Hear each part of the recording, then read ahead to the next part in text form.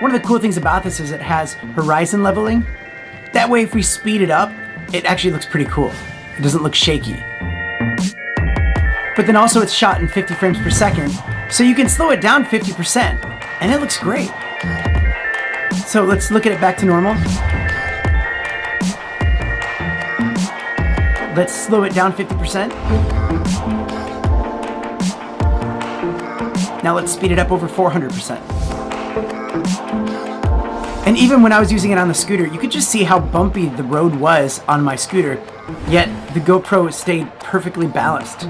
It was almost like it was being shot with a gimbal.